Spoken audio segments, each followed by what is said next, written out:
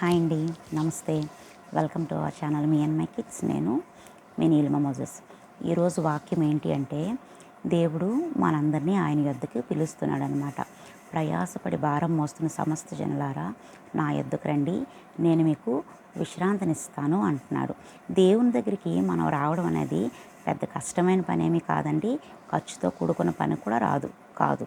దేవుడు మనల్ని ఎంతో ప్రేమగా పిలుస్తున్నారు.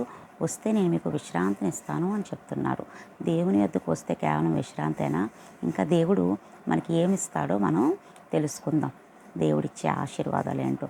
బట్ మనం దేవుని యొద్దకి రావాలి. మనం ఒకసారి అట్లీస్ట్ ఎన్నో ట్రై చేసాం, ఇది కూడా ఒకసారి ట్రై చేయాలి. ఓకేనా? అప్పుడు నిజంగా దేవుని దగ్గరికి వస్తే దేవుడు చెప్పిన ఈ విశ్రాంతి మనకు దొరుకుతుందో లేదో మనం చూడొచ్చు. దేవుడు మనల్ని ఎంతో ప్రేమగా పిలుస్తున్నాడు కదండి.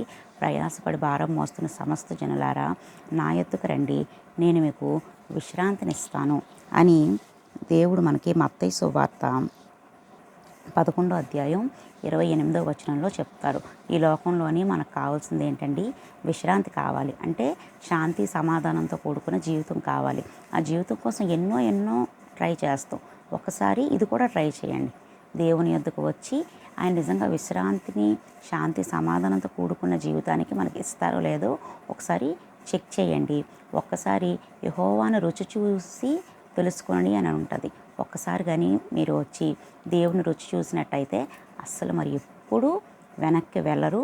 అది మేము అనుభవించి ఎంతో కాన్ఫిడెన్స్తో చెప్తున్నాం అన్నమాట.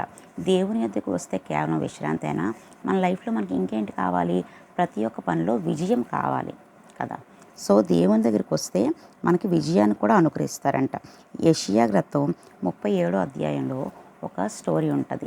ఆ 37వ అధ్యాయం చదివితే ఆ రాజు దేవుని పాదాల దగ్గరికి వచ్చి ప్రార్థన చేస్తాడు. దేవుడు అతనికి యుద్ధంలో ఎంతో గొప్ప విజయాన్ని అనుగ్రహిస్తాడు. దావీదు ఆయన జీవిత కాలంలో 50 యుద్ధాలు చేశారంట. ఒక్క దాంట్లో కూడా ఓడిపోలేదు. ఎందుకు?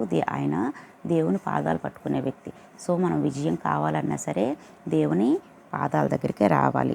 అంతేనా? విశ్రాంతినిస్తారు, విజయాన్ని ఇస్తారు. ఇంకా మనకు ముఖ్యంగా ఆరోగ్యకరమైన జీవితం కావాలి. సో మనం మత్తయి సువార్త 4వ అధ్యాయం 24వ వచనం చూసుకున్నట్లయితే దేవుడు మనకి స్వస్థత కూడా ఇస్తారంట. మీరందరూ దేవుని నమ్మి ఆయన దగ్గరికి వచ్చి దేవుడు అనుగ్రహించే విశ్రాంతిని, విజయాన్ని, ఆరోగ్యకరమైన జీవితాన్ని పొందుకోవాలని, ఆయన రుచి చూసి మరి ఎప్పుడు తిరిగి వెళ్ళకూడదని మనస్ఫూర్తిగా దేవుని ప్రార్థన చేస్తూ ఈ వాక్యం ఫలించాలని ప్రార్థన చేస్తూ యేసు నామములో ఈ వాక్యాన్ని ముగిస్తున్నాను. ఆమెన్.